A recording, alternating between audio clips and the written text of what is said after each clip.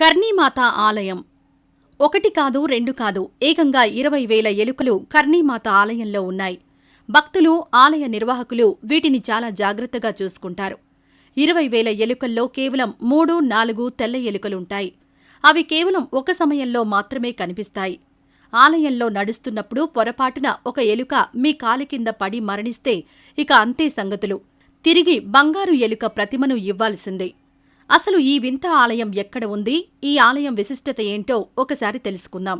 రాజస్థాన్ రాష్ట్రంలోని బికనీరు నుండి కిలోమీటర్ల దూరంలో దేశ్ముఖ్ వద్ద ఉన్న కరణీమాత ఆలయం ప్రపంచంలో ఉన్న వింతైన ఆలయాల్లో ఒకటి. ఈ ఆలయంలో దాదాపు 20,000కు పైగా ఎలుకలున్నాయి. ఇవి అక్కడ ఆలయ ప్రాంగణంలోనే తింటాయి, నివసిస్తాయి కూడా. ఈ ఆలయానికి అధిక సంఖ్యలో వచ్చే భక్తులు వీటిని పూజించడం జరుగుతుంది. ఈ పవిత్ర ప్రాణుల్ని కప్పస్ అని కూడా పిలుస్తారు. వీటిని దర్శించుకుని తమ భక్తిని చాటుకునేందుకు దూర ప్రాంతాల నుండి కూడా చాలా మంది భక్తులొస్తుంటారు. ఈ ఆలయంలో హ్యాండిల్స్, తలుపు, గ్రిల్స్, పాలరాయి నిర్మాణం వైపు ఉన్న అంచుల వరకు కూడా ఎలుకలు ప్రతి చోటా ఉంటాయి. ఆలయంలో చెల్లాచెదురుగా ఉన్న పాలు, కొబ్బరి చిప్పలు, అనేక ఇతర ఆహార ప్రాంతాల చుట్టూ కూడా ఇవి డజన్ల కొద్దీ కనిపిస్తాయి. అయితే ఈ ఎలుకలు మీ కాళ్ల కింద పడకుండా చాలా జాగ్రత్తగా నడవాల్సి ఉంటుంది. పొరపాటున ఏదైనా ఎలుక మీ కాలి కింద పడి మరణిస్తే అపవిత్రతకు కారణమైన మిమ్మల్ని ఆ ఎలుక విగ్రహాన్ని ఘన బంగారంతో చేయించి ఇవ్వాల్సి ఉంటుంది. ఇక్కడ ఎలుకలను చాలా భద్రంగా చూసుకుంటారు. ఇతర జంతువులు, పక్షుల నుండి ఎలుకలను సురక్షితంగా ఉంచడానికి ఆలయ ప్రాంగణంలో వైర్లు మరియు గ్రిల్స్ని ఏర్పాటు చేశారు. ఈ ఆలయంలో కుటుంబాలతో సహా శాశ్వతంగా నివసించే పూజారులు మరియు సంరక్షకులు ఉన్నారు. వీరు ఎలుకలకు ఆహారం ఇవ్వడంతో పాటు వాటి విసర్జనని కూడా ఎప్పటికప్పుడు క్లీన్ చేస్తూ ఉంటారు. శక్తి విజయానికి మూలమైన దుర్గాదేవి యొక్క ఉపాసకురాలే కరణీమాత. 14వ శతాబ్ద కాలం నాటి ఈమె దాదాపు 156 సంవత్సరాలు జీవించినట్టుగా చెప్తారు.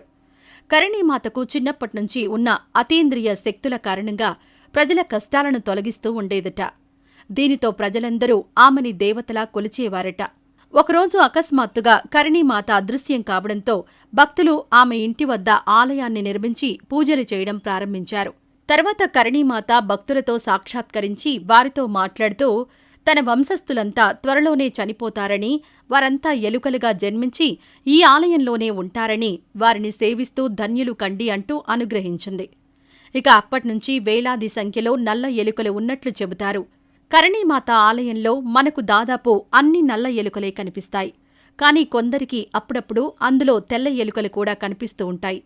దీని వెనుక కూడా ఓ ఆసక్తికరమైన కథ ఉంది. కరణీమాత 3 పిల్లలు కూడా పురిటిలోనే మరణిస్తారు. దీనితో ఆమె తన భర్తకు ఆమె సొంత చెల్లెల్నిచ్చి వివాహం చేస్తుంది. వారికి ఒక కుమారుడు జన్మిస్తాడు. ఒకసారి ఆ బాలుడు ఆడుకుంటూ కపిల్ సరోవరంలో పడి మరణిస్తాడు. దీంతో కరణీమాత ఆ బిడ్డని బ్రతికించాలి అంటూ యముణ్ణి వేడుకుంటుంది.